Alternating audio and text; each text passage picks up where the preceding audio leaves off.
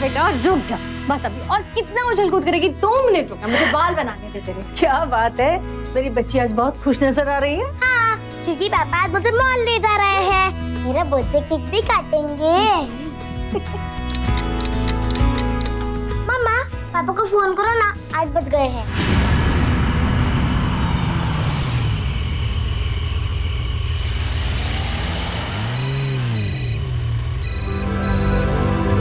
हाँ रजनी। अरे कहाँ हो? 8 बज गए, याद है ना तुम्हें? पापा याद है, आज मेरी स्वीटू का बर्थडे। ऐसे कैसे भूल सकते? अभी 8 बजे है ना? मैं 8:30 तक घर पहुंच जाऊँ, ठीक है? Okay, see you, bye.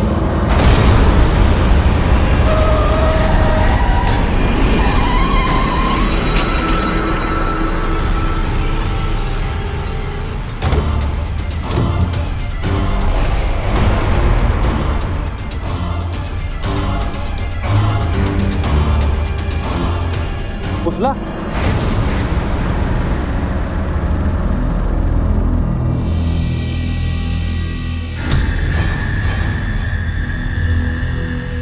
कौन है? अरे मैंने पूछा कौन है? अरे कुछ बोलते क्यों नहीं, कौन है?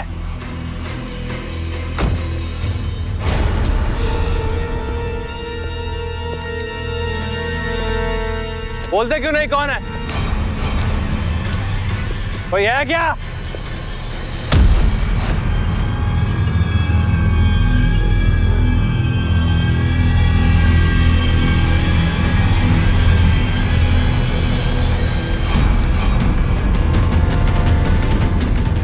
तुम पर क्यों? राजेश एक उभरता हुआ नेता था और कई बार राजनीति में बहुत तेज रफ्तार साजिश की वजह बन जाती है। तो क्या राजेश पर हुआ यह जानलेवा हमला किसी राजनीतिक रंजिश की वजह से हुआ था या फिर यह कोई निजी लड़ाई थी? जिस तरह से राजेश पर हमला किया गया था उससे यह तो साफ था कि हमलावर ने एक प्लानिंग के तहत राजेश को निशाना बनाया था। और जिस तरह से राजेश ने हमलावर को देखकर क्यों कहा था उससे यह भी साफ था कि वो हमलावर को जानता था। सवाल उठता है, आखिर कौन था यह हमलावर जो राजेश का जानकार होते हुए भी उसकी जान का दुश्मन बन गया? किसने रची यह साजिश जिसने राजेश के परिवार से उसे खुशियां छीनी? दादी, पापा कहाँ रह गए? आएंगे बेटा, अब भी आ जाएंगे। मम्मा, 8:30 बज गए, पापा अभी तक नहीं आए। बच्चों, इस बार पापा चुनाव लड़ रहे हैं ना, शायद इसीलिए लेट हो गए होंगे। या फिर ट्रैफिक में फंस गए होंगे। 10 मिनट में आ जाएंगे, 10 मिनट में।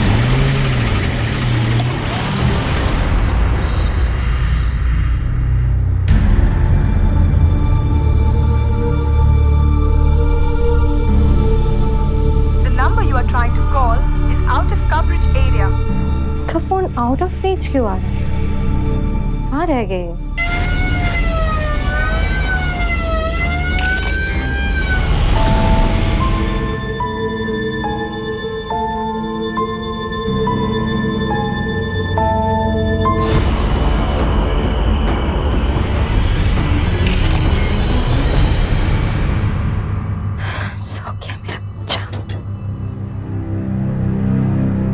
कहाँ रह गए? पता नहीं।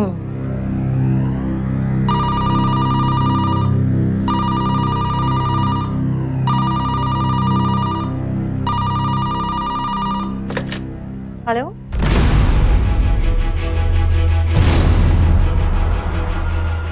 व्हाट?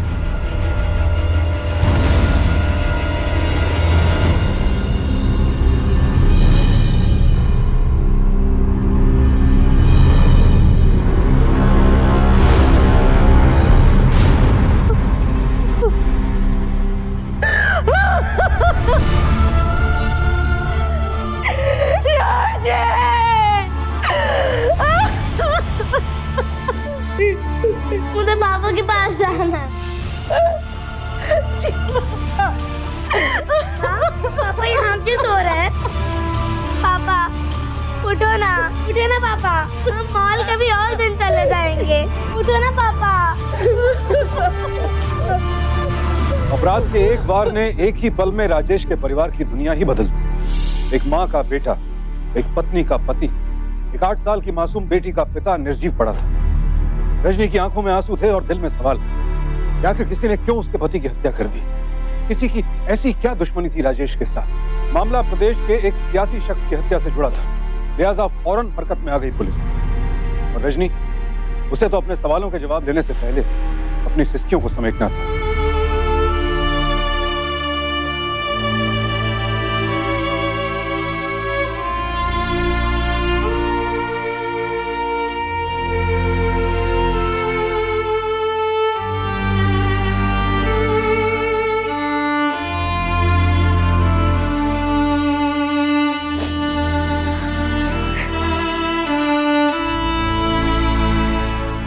रजनी, उठ बेटा। बस राजेश का चाहता है, रिवाज के मुताबिक सुहाग की सारी चीजें निकालनी होगी आज बेटा।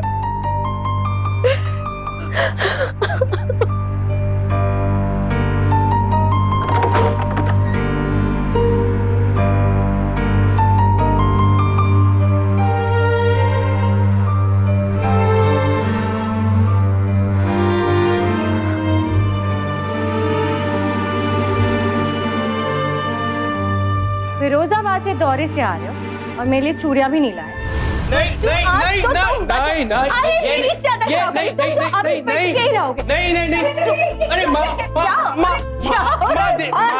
माँ देखो, बस बाप बन गए लेकिन बचपना नहीं गया। मैं सब कुछ भूल सकता हूँ पर अपनी बीवी की खुशी नहीं भूल सकता।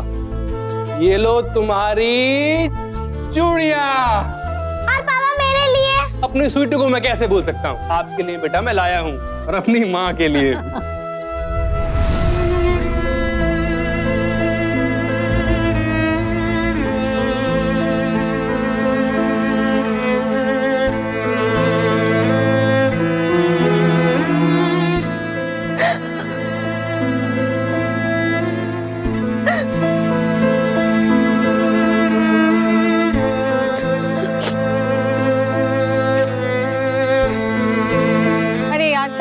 चन्ना मामा, भूख के मारे पेट पे चूहे दौड़ रहे। भाई जब चांद जमीन पर हो तो आसमां में देखने की क्या जरूरत है। मतलब अपने आप को एक बार जाके आईने में देखो, खुद ब खुद समझ आ जाएगा। तुम फेंकते बड़े कमाल का। रुको रुको रुको रुको, सच कह रहा हूँ। जब तुम ये साड़ी पहनती हो ना, चौधरी के चांद से ज्यादा खूबसूरत लगती हो।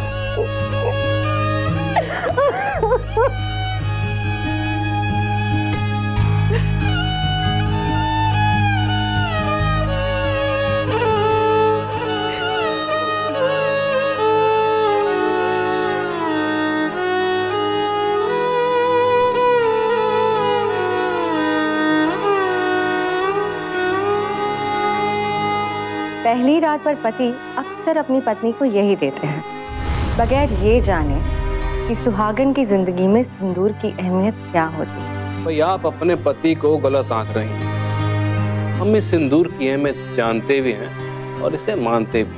अच्छा जी। हाँ जी, लोग कहते हैं कि ये सिंदूर पत्नी अपने मांग में अपने पति की लंबी उम्र के लिए लगाती है, पर हम ये नहीं मानते। हमारा मानना ये है कि पत्नियां इसे अपनी मांग में अपनी सारी की सारी मांगे पूरी करवाने के लिए मंगाती हैं। ओह वाह। पर आज हम तुमसे एक वादा करते हैं कि हम आज के बाद तुम्हारी सारी की सारी मांगे पूरी करें।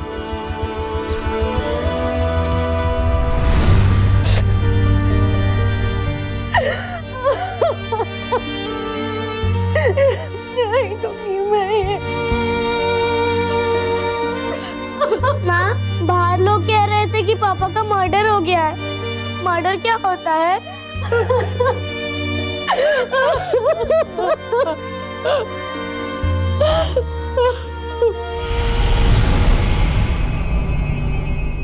इन्वेस्टिगेशन खत्म हो चुका है रजनी जी, आपकी फाइल हमने बंद कर दी है। अरे ऐसे कैसे फाइल बंद कर सकते हैं आप?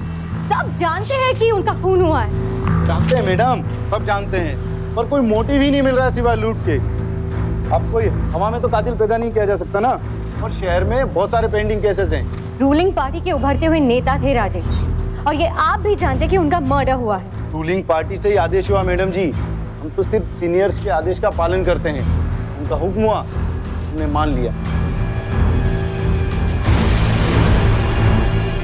नहीं, वो काम हम कर लेंगे, जरा वक्त का बहुत जरा काम। देखिए वर्मा जी, जरा मैं बिजी हूँ, कुछ देर के बाद हम मिले। Thank you. आइए मैं अब एक काम कीजिएगा, उस तरह रजनी बेटा तू, अच्छा एक मिनट, यहाँ कैसे आना हुआ? रघुनाथ अंकल, पुलिस ने उनकी केस फाइल बंद कर दी। मैं जानता हूँ। आप जानते हैं, फिर भी आपने कोई विरोध नहीं किया? क्यों अंकल, क्यों? वो तो आपके बेटे जैसे थे ना। मैं जानता हूँ कि वो मेरे बेटे जैसा था। मैं ये भी जानता हूँ कि इस पार्टी में मैं ही उससे लाया था। उसकी उंगली पकड़कर राजनीति में चलना मैंने ही सिखाया था, और मैंने ही उसकी केस फाइल बंद करवाई। देखो बेटा, कई बार गहराई में जाकर हाथ में कीचड़ ही लगता है। गड़े मुर्दे उखाड़ने से सिर्फ बदबू आती है। मैंने इन्वेस्टिगेशन इसलिए रोक दी, अगर नहीं रोकता तो राजेश का असली चेहरा सबके सामने आ जाता। हमारी पार्टी को कालिक तो लगती थी, लेकिन तुम किसी के मुंह दिखाने के लायक नहीं रहते। कैसे काले? उसके काले कारनामों को तुम्हें क्या लगता है राजेश देवता था? नहीं, तुमने, मैंने, हम सब ने उसे पहचानने में गलती की है।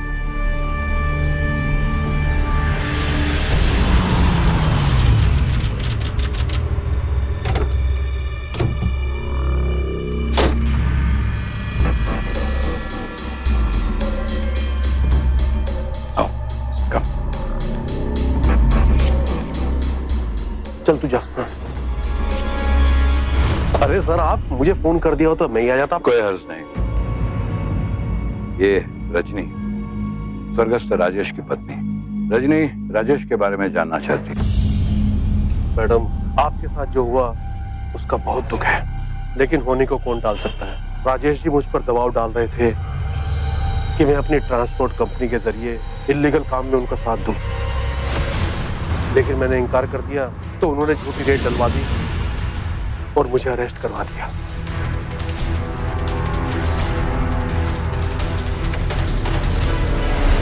और मैडम, उन्होंने सिर्फ यहीं पर बस नहीं किया, उन्होंने मेरी बीवी को भी नहीं बख्शा।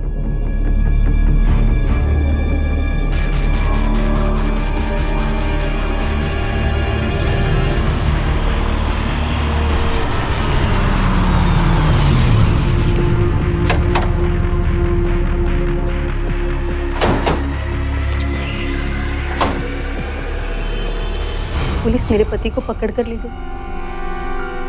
राजेश आया था मेरे पास, कहने लगा कि मैं तुम्हारे पति को छुड़ा दूंगा। उसने मुझसे कीमत मांगी। 6 महीने तक मेरे पास कोई चारा नहीं था। 6 महीने तक वो दरिंदा मेरी अस्मत से खेलता रहा। Shut up! झूठ बोल रही हो तुम। शर्म नहीं आती ऐसा कहते हो? मैं झूठ नहीं बोल रही हूँ। कोई औरत ऐसा झूठ नहीं बोलेगी। मेरा राजेश ऐसा कभी नहीं कर सकता, कभी नहीं।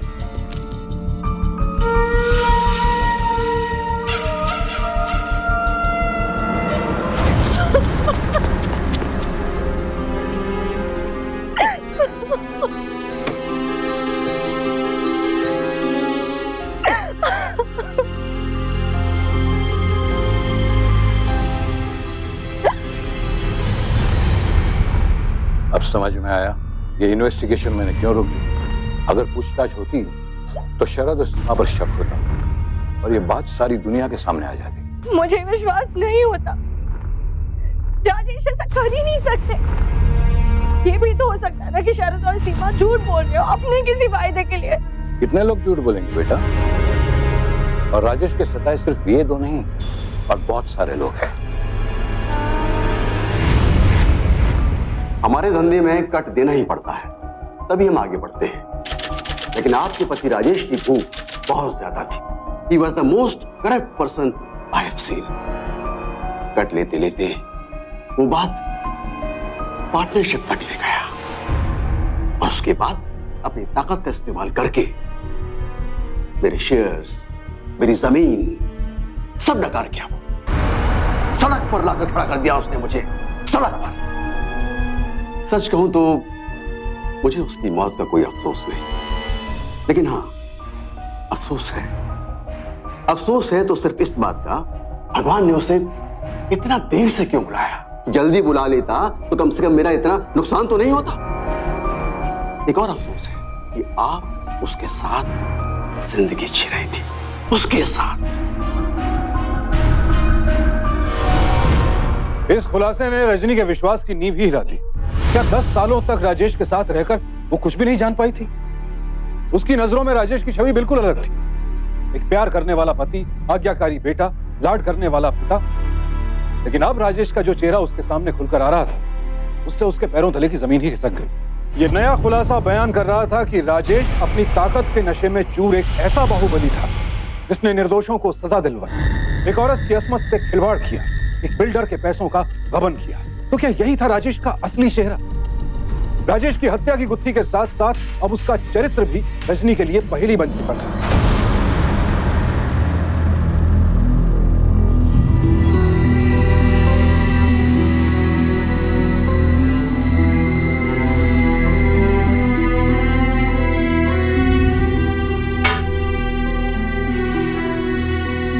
बेटा कहाँ रह गई थी? शिखा कब से पूछ रही थी तुम्हें। माँ, प्रदेश के उभरते नेता की हत्या के अपराधियों को पकड़ने में नाकाम पुलिस ने प्रशासन का भांडा फोड़ दिया है। जहां एक रूलिंग पार्टी का नेता सुरक्षित नहीं है, वहां एक आम आदमी का भविष्य क्या होगा?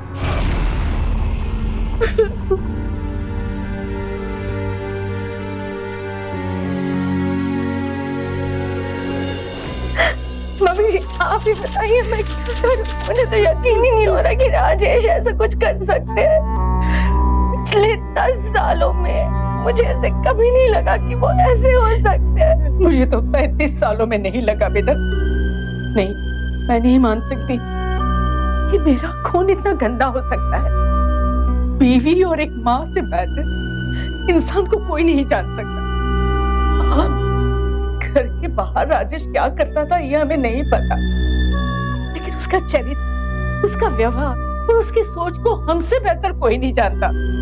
रजनी, मेरे मन में जो था मैंने कह दिया। अब तू बता बेटा, तेरे मन में क्या है?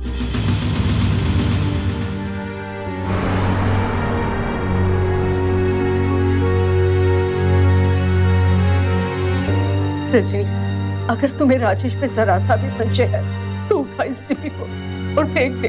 लेकिन अगर तू उस पे भरोसा करती है तो उस कलंक को मिटा दे जो तेरे इस सिंदूर पर और मेरे कोख पर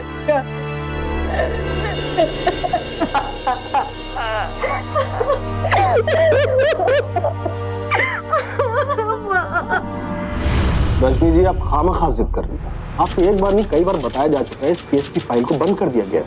सर, मैं आपसे फाइल खोलने के लिए नहीं कह रही हूँ, मैं आपसे फाइल मांग रही हूँ। प्लीज सर, मुझे इस केस की इन्वेस्टिगेटिंग रिपोर्ट्स चाहिए। रजनी जी नहीं दे सकते, हमारे कुछ अपने प्रोटोकॉल्स हैं, रिपोर्ट्स आपको नहीं दे सकता। I am sorry.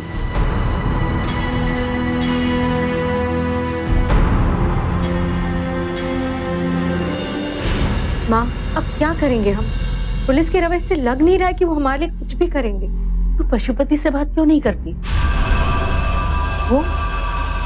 वो क्यों हमारी मदद करेगा? वो तो 5 साल तक राजेश के पीछे पड़ा था ताकि उसके खिलाफ कोई सबूत बटोर सके। बेटा, कई बार कांटा कांटे से ही निकलता है। तू बात तो करके देख।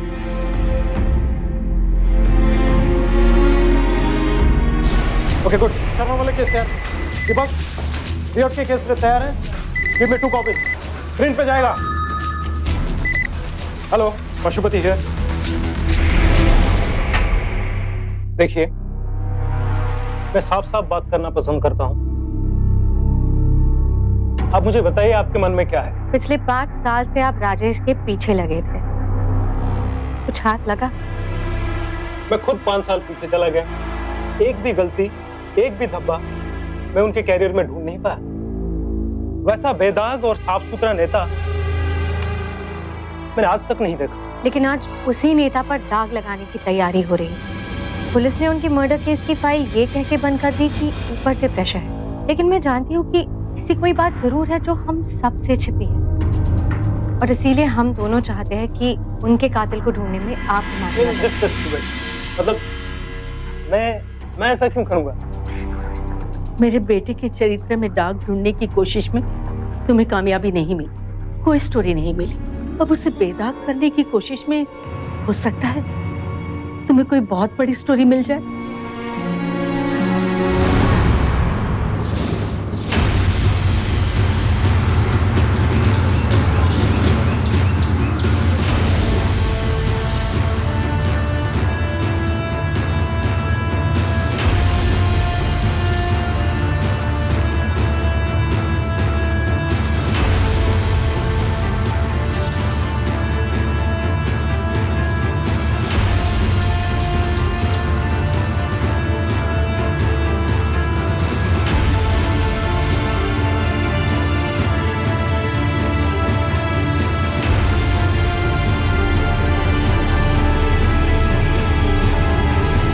कलम में वो ताकत होती है जो तलवार में नहीं होती। रिपोर्टर पशुपति की कलम ने कमाल किया। केस को दबाने की कोशिश पर उसने एक रिपोर्ट लिखी। राजेश जननेता तो था ही, जनता का समर्थन मिला तो प्रशासन पर दबाव पड़ा और केस को फिर से खोलना पड़ा। राजेश की मर्डर मिस्ट्री में तफ्तीश एक बार फिर शुरू हुई। आपको किसी पर कोई शक है? मेरा मतलब है उस हादसे से पहले उनकी किसी से कोई लड़ाई हुई हो, किसी बात से वो परेशान हो, एनीथिंग, कुछ भी आपको याद है? नहीं ऑफिसर, राजेश घर और ऑफिस में एक संतुलन बनाकर चलते थे। उन्होंने कभी भी अपने परिवार और ऑफिस को मिक्स किया ही नहीं। पर उनके जाने के बाद मुझे कुछ लोगों पर शक जरूर है। किस पर? गैर कानूनी कामों को रोकने के लिए राजेश ने एक पहल की थी, जिसके चलते शरद नाम का एक शख्स गिरफ्तार हुआ था। हो सकता है कि उसने बदले के लिए राजेश के साथ ये सब किया हो।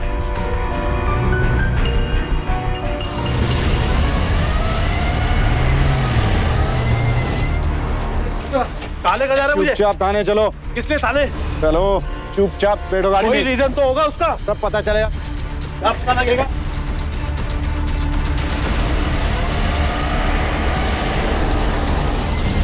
अरे हवलदार जी, मैं आपको ये बात बार बार बता चुका हूँ, राजेश के मर्डर से अपना कोई लेना देना नहीं है।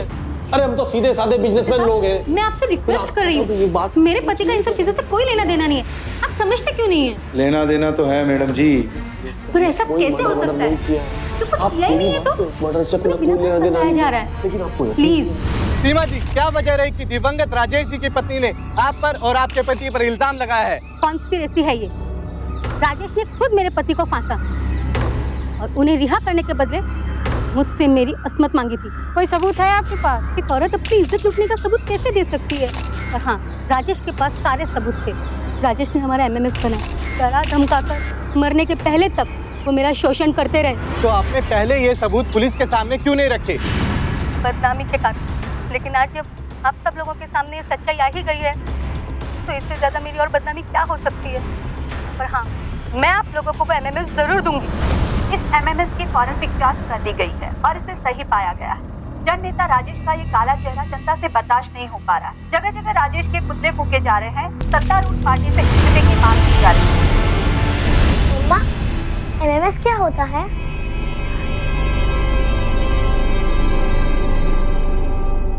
कुछ नहीं बेटा, तुम अंदर जाओ और पढ़ाई करो।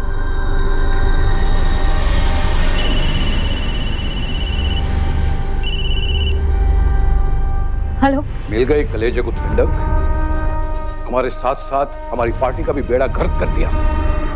मना किया था ना मैंने तुम्हें कि इस पछड़े में नहीं गिरना। 10 साल के शासन पर तुमने धूल झोंक दी है। एक बात कान खोलकर सुन लो, आज के बाद मेरे पास कोई मदद की उम्मीद नहीं करना, समझी? कोई कुछ भी कहे, मुझे विश्वास नहीं होता कि मेरा राजेश ऐसा कुछ भी कर सकता है। विश्वास तो रजनी भी नहीं कर पा रही थी, लेकिन फोरेंसिक लैब ने इस वीडियो की सत्यता की पुष्टि की। तो क्या इसीलिए राजेश की हत्या की गई थी कि वो एक महिला को ब्लैकमेल कर रहा था? आखिर क्या गुत्थी थी ये जो हर गुजरते दिन के साथ और उलझती जा रही थी?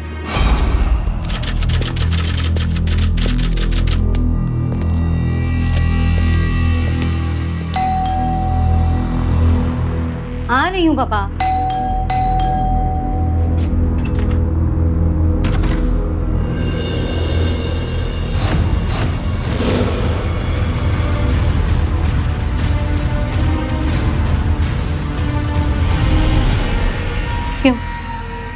यकीन हो गया मेरी बात पर कि जो मैंने कहा था वो सच कहा था? शायद माफी मांगने आई हूँ मुझसे। नहीं, मैं तुम्हें ये बताने आई हूँ कि मुझे अब भी पूरा विश्वास है कि मेरे पति निर्दोष हैं। वैसे एक बात बताओ सीमा, ये टेप तुम अब सामने क्यों ले आई? दुनिया को नहीं, मुझे तो बता ही सकती थी ना, फिर तब क्यों नहीं बताया? तुम पागल हो गई हो क्या? सच का, जिसके निर्दोष पति को फंसाया जाए वो औरत पागल ही हो सकती है। लेकिन तुम ये जरूर याद रखना, मैं तुम्हें छोड़ूंगी नहीं। मैं इस बात की जड़ तक जाऊंगी।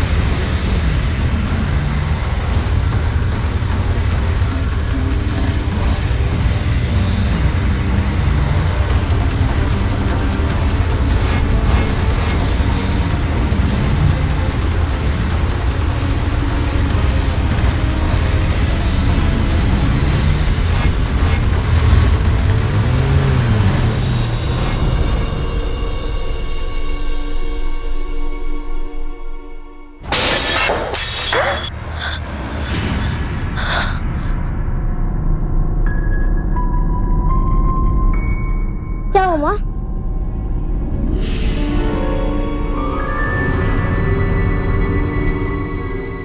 क्या हो बेटा?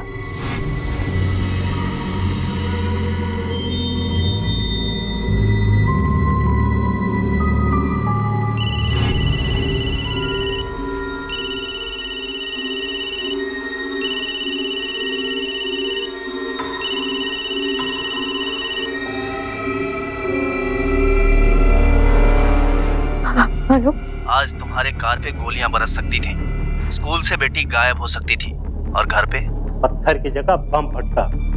इसलिए जो कहता हूँ उसे ध्यान से सुनो, समझदार बनो, अपनी बेटी को पालो और गड़े मुर्दे मत फाड़ो, समझे?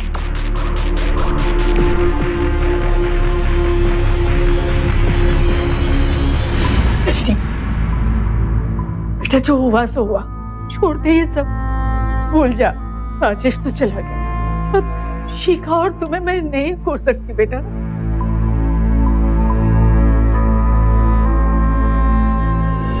अरे आप मान क्यों नहीं लेते कि आपके पति स्वर्गीय श्री राजेश एक नंबर के अय्याश थे?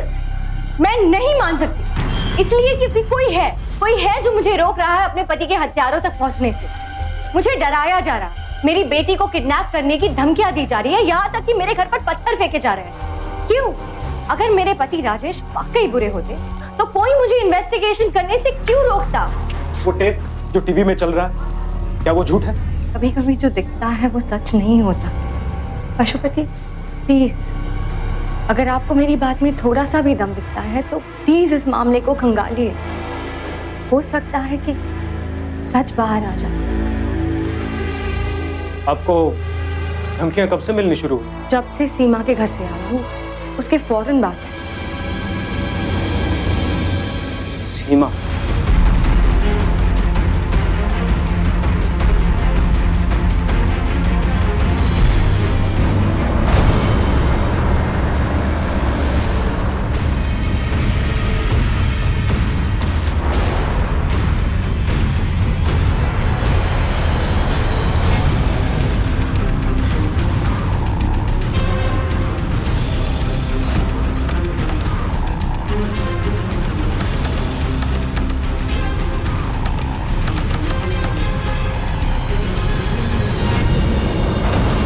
तो आप ये कह रहे हैं कि जो टीवी पे एमएमएस दिखाया जा रहा है वो गलत है?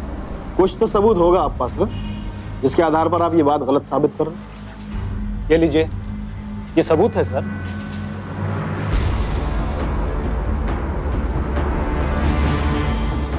सर, ये जो सीमा, इस पर पहले भी प्रोस्टिट्यूशन रैकेट चलाने का आरोप है।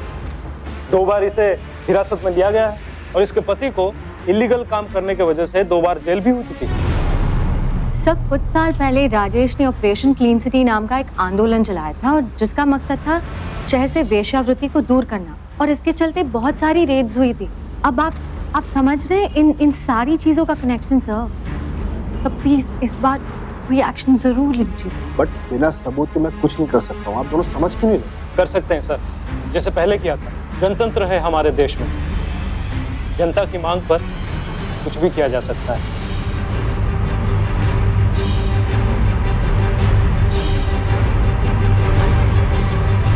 पशुपति की इस रिपोर्ट ने तफ्तीश की दबी हुई चिंगारी को फिर से भड़का दिया। अब जनता इस पूरे मामले को शक की निगाह से देख रही थी, लिहाजा पुलिस के आला अधिकारियों ने शरद और सीमा की गिरफ्तारी और उनसे पूछताछ करने का आदेश जारी किया। लेकिन जब पुलिस उन्हें गिरफ्तार करने पहुंची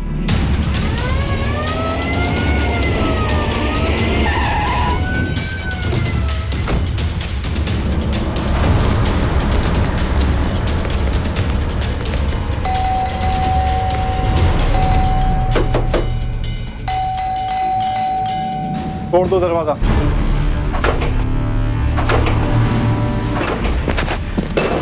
देखो अब्दुल,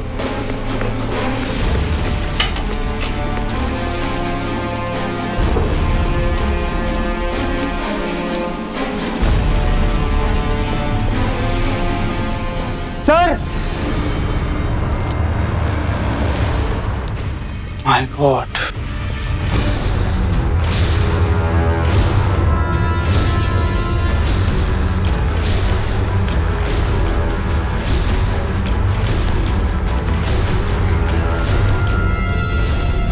सीमा गरेवाल और शरद गरेवाल दोनों ने सुसाइड कर लिया। उन दोनों ने अपने सुसाइड नोट में लिखा कि सुसाइड करने की वजह है नकली वीडियो, जिसकी डर की वजह से उन दोनों ने सुसाइड करा है। उस लेटर में उन लोगों ने यह भी लिखा है कि 1 साल पहले राजेश जी को नशीली दवाई देकर ये वीडियो बनाया गया और उसके बाद उन दोनों ने उनका कत्ल कर दिया।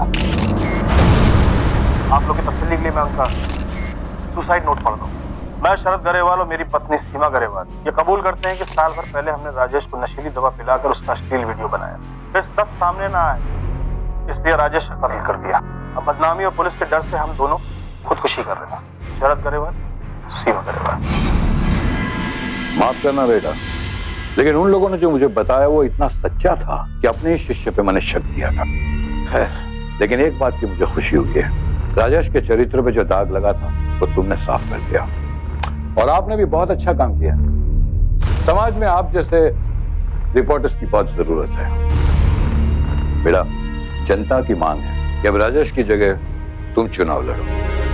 कल दफ्तर आ जाना और पार्टी ज्वाइन कर देना। थैंक यू अंकल, लेकिन मुझे नहीं लगता अभी वक्त आया है। पहले उनकी छोटी छोटी जिम्मेदारियां पूरी कर लूं, बड़ी बाद में निभाऊंगी। चलिए, आपका केस पूरा हो।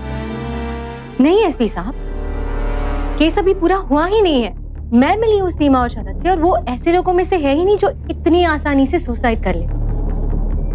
आप ही सोचिए, उन पर तो सिर्फ शक था और वो राजेश की बेगुनाही और अपने गुनाह का सबूत देकर कैसे जा सकते हैं? जरूर कुछ गड़बड़ है। सर ये बात है तो कातिल अभी तक पकड़ा नहीं गया कि उसने 2 और कत्ल कर दिए।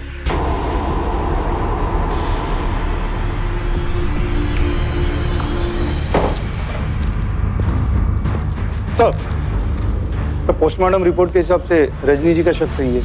जहर पिया नहीं गया, इंजेक्ट किया गया। जिस जगह इंजेक्शन लगा है वहां कोई आदमी खुद से इंजेक्शन नहीं लगा सकता। सिंह एक काम करो, सीमा और शरद दोनों की कॉल डिटेल्स निकलवाओ। सर,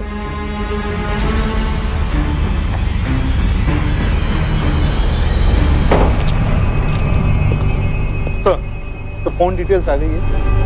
कोई शेखर नाम का आदमी लगातार कई दिनों से इन्हें फोन कर रहा था। 1 मिनट,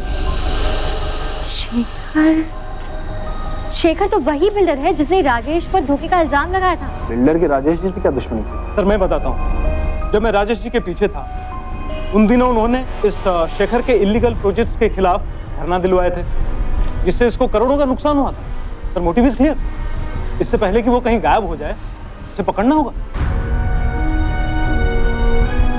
शेखर, मेरा कहा मानिए और कुछ ले देकर मामला रफा दफा करते हैं। ले देकर मामला रफा दफा कर। मैंने दे दिया, तूने ले लिया। इससे पहले मुझे शक था, तेरी इस हरकत ने यकीन कर दिया। अब सच सच बोल, क्या हुआ था, जल्दी बोल। अपने लॉयर के आए बिना कुछ नहीं बोलूंगा, कुछ नहीं बोलूंगा। कुछ नहीं बोलोगे? थैंक इनकी जरा लॉयर से बात कराओ। ले कर बात।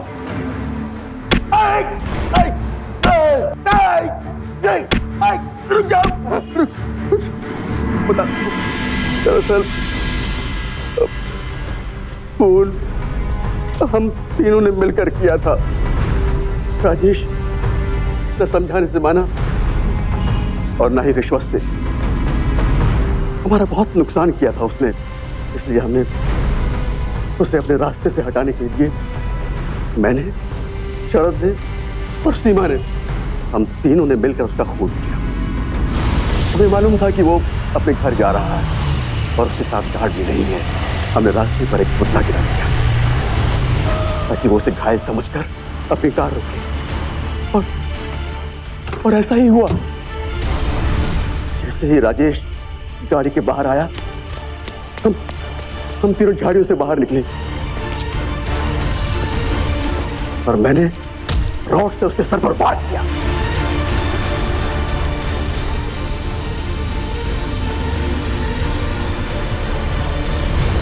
और उसके बाद उसे पीटते पीटते पीटते पीटते हमने उसे मार डाला। लेकिन साहब, लेकिन क्या? प्लानिंग किसी और की थी। वो जो पीछे गाड़ी में बैठा था। आइए एसपी साहब, आइए। रजनी के मना करने पर मुझे टिकट मिल गया है। मैं सभा में संबोधित करने जा ही रहा था। अरे हाँ, राजेश के खूनी का कुछ पता चला? जी हाँ, दरअसल मैं उसे ही लेने आया। You are under arrest mister Raghunath Roy. मैं अपने आप को गोली मार दूंगा, अपने आप को गोली मार दूंगा। मैं कहता हूं आगे मत बढ़िए, गोली मार दूंगा अपने आप को। नहीं रघुनाथ रॉय, जो इंसान अपने जूनियर जैसे बेटे को मार सकता है, उसे इंसान ज्यादा अपनी कुर्सी से प्यार करता। वो कायर खुद तो गोली नहीं मार सकता। Arrest him. राजेश को राजनीति में मैं लाया था अपना दाया हाथ बना के, लेकिन वो तरक्क की सीढ़ी इतनी तेजी से चढ़ा गया कि उसके साये में मेरी पॉलिटिकल करियर खतरे में दिखाई दी। तेजी से नजदीक आ रहे चुनावों को जीतने के लिए आपकी क्या राजनीति है? राजनीति में बात दरअसल ऐसी है कि हम... अरे राजेश जी आ गए। राजेश जी, आप अपनी पार्टी को जिताने के लिए क्या कर रहे हैं? देखिए, हमारी पार्टी का जो कार्य है बहुत अच्छे से चल रहा है। अब देखते हैं कि कुछ लोग हैं जो भ्रष्ट हैं, हम उन्हें निकालने की सोच रहे हैं। मुझे किंग बनना था, किंग मेकर नहीं। इसलिए उसे हटाने का मैंने प्लान बनाया। मैंने एक लिस्ट बनाई जिन्हें राजेश की वजह से लॉस हुआ। सीमा, शरद, शेखर। मैं उन्हें मिलने गया और मेरा प्लान उन्हें सुनाया। हम सबका दुश्मन एक है, राजेश। अगर भड़ास निकालनी है, मुझसे हाथ मिला लो। उस रोज शिखा की बर्थडे पार्टी ही राजेश वहां जा रहा था। मैंने देखा राजेश के साथ कोई गार्ड्स नहीं। मौका सही लगा मुझे। उन तीनों को मैंने फोन किया और अपनी गाड़ी में राजेश का मैंने पीछा किया।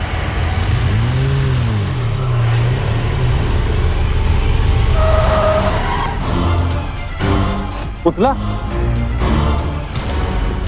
बोलते क्यों नहीं कौन है?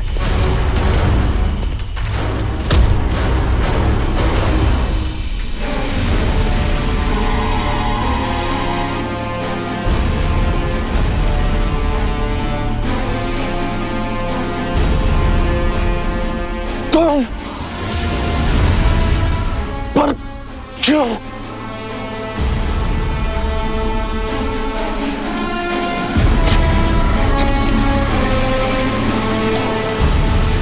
रजनी ने ये फाइल फिर से ओपन करवा दी और मुझे लगा शरद और सीमा डर जाएंगे और सारी बातें बता देंगे। इसलिए शेखर, ये तुम क्या कर रहे हो? तुम मेरे अपने आदमी, उसके बाद में भी तुम आखिर तुम चाहते क्या हो?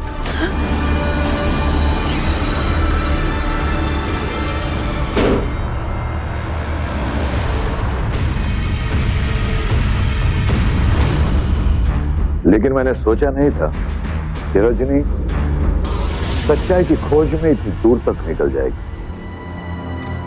और तुम पकड़ जाओगे। इतना मोह था आपको कुर्सी का, मैं से एक कुर्सी के लिए आपने उनकी हत्या करवा दी।